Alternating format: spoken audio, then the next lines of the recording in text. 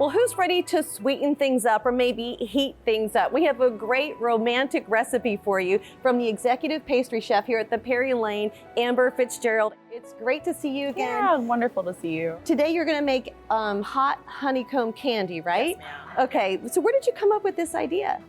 It's actually a really simple recipe that I love using in multiple dishes. It kind of just is a fun thing that adds that crunch, adds that sweetness. We'll add a little bit of that spiciness to it this time round. It doesn't have any nuts or anything, so it's a fun way to incorporate that crunch without, factoring in any nuts and allergies. Brittle consistency. Yeah, very, very similar. Okay, how do we get started? Sure, so we're gonna have our nice sauce pot and a bowl that fits right on top, just to make sure the sugars don't crystallize and so forth. So I'm gonna get it all nice and set up on my scale. I have everything weighed out except for the honey.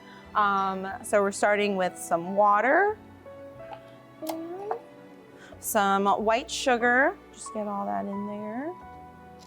And then corn syrup we have.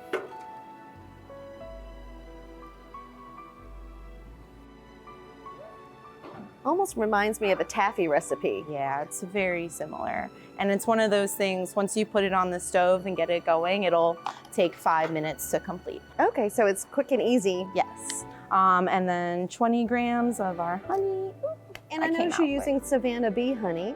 Yeah, they're such a great local company, and we've loved partnering with them. We've done a few things with them over the last year, and they just create such wonderful products. And I heard that's one of the most popular items right now, the hot honey. It has to be. I mean, made with acacia honey, it has habanero peppers and Scotch bonnet peppers that give it that extra little kick. So it's really, really tasty. It's not overpowering, right? For spice levels. Doesn't make things like so unappealing. I very much appreciate that. So once we're here, I like to just do a quick little like X or like little asterisk with my finger, just to make sure it all gets nice and incorporated.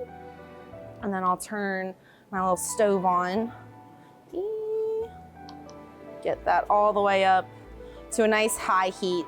We're gonna go to about 310 degrees Fahrenheit if you're using a gas burner at home. Just a nice high heat to really get the sugar going. Yeah, explain the purpose of the bowl and then how that the helps. bowl, of course, so sorry. So the bowl is to help kind of lock in that moisture.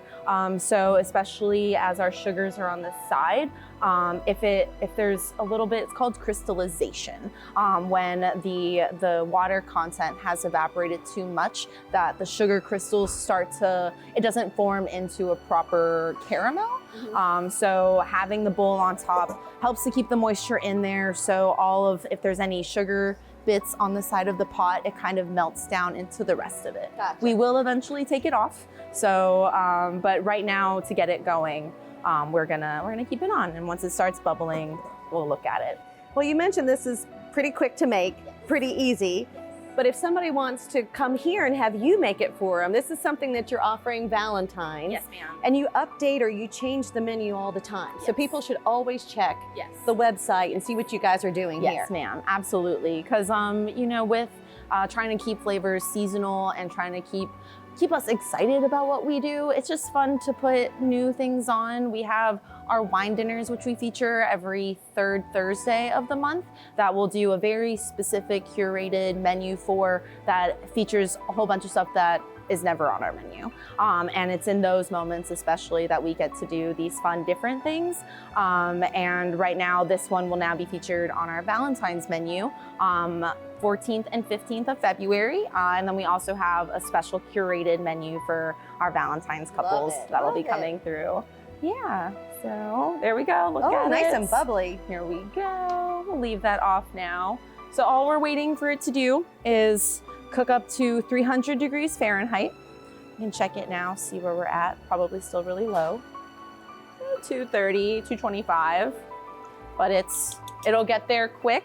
So I really like to use a digital thermometer. There's candy thermometers that you can use, and you can just kind of stick right into the pot. And then once it gets up to 300, we're gonna add baking soda, and that's what's gonna give it this reaction that gives it this fun honeycomb texture. Because you're not using the honeycomb, it's going to look like the honeycomb. Look like honeycomb. It's a little deceiving, I'll hold it up but so that is people the can see magic it. of pastry sometimes.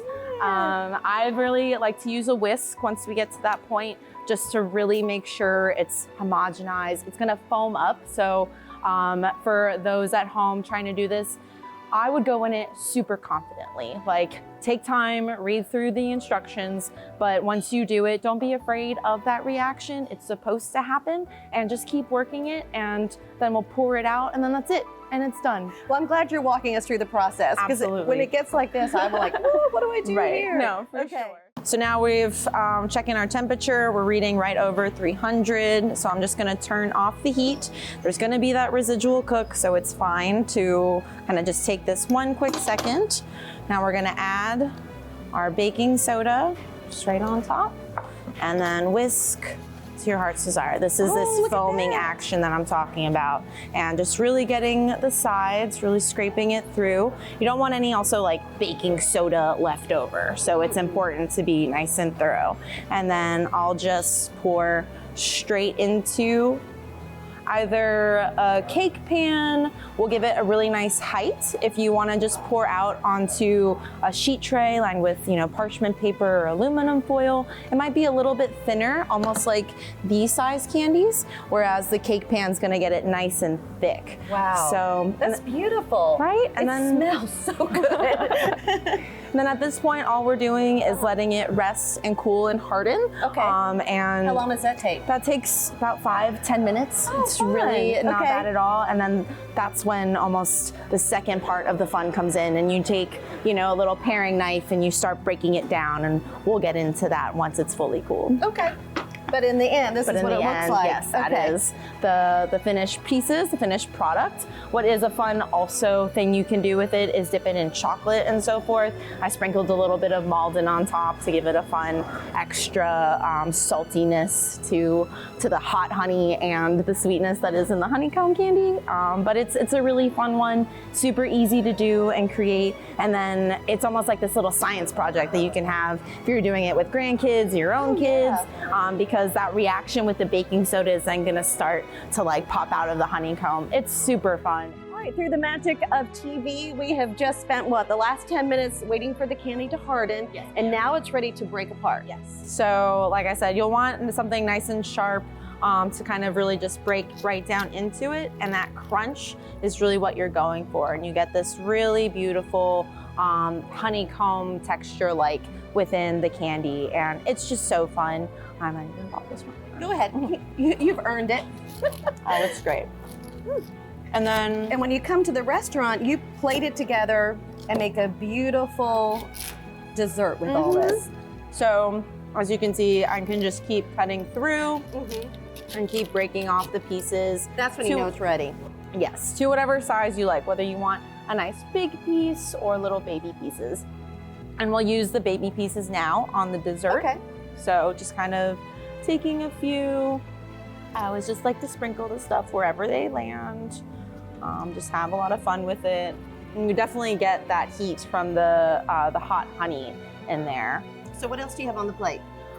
So the main component of the dessert is a pave. It's known for being a mousse-like piece of cake, and called pave because in France, pave is for pavement. So it's traditionally a square rectangular dessert. Sometimes it's as basic as that. Okay. And so then we have some crystallized chocolate, also Valentine's Day. Gotta throw all that chocolate in there.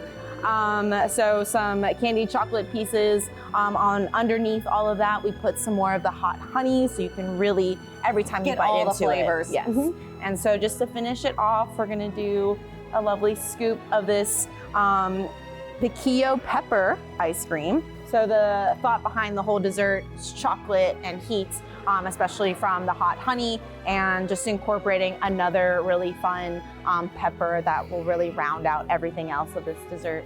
And then I like to just add some little petals and the flowers. Oh, beautiful. And just kind of call it a day. And I like all that. the different textures that you have too. So you got really the fun. creamy and the, And the crunchy. Yeah. Perfect. And Amber, for our viewers who are watching, this will be on our website and on our YouTube channel, so you can watch this over and over again and learn how to make this fantastic recipe. Yeah. Thank you so much. You're very welcome, absolutely. And stay tuned with Emporium Savannah's Instagram as well, because we'll showcase so many more, whether it's desserts or the rest of our culinary menu that people can check out and see throughout the rest of the year. Okay, now I want to try it. Absolutely, let's do it. Okay. Get a little bit of everything.